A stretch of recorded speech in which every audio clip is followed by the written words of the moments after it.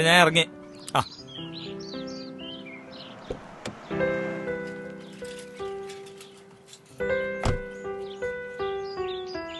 ഞാൻ സഞ്ജേട്ടനെ വിളിക്കാം. സഞ്ജേട്ടാ,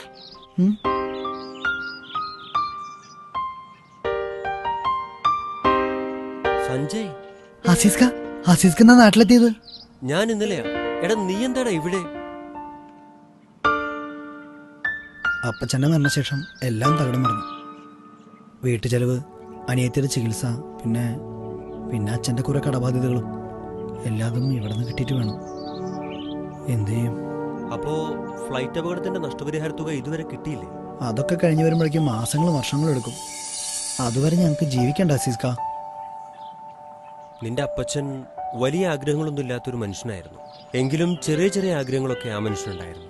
ഭാര്യയോടും മക്കളോടും ഒപ്പമുള്ള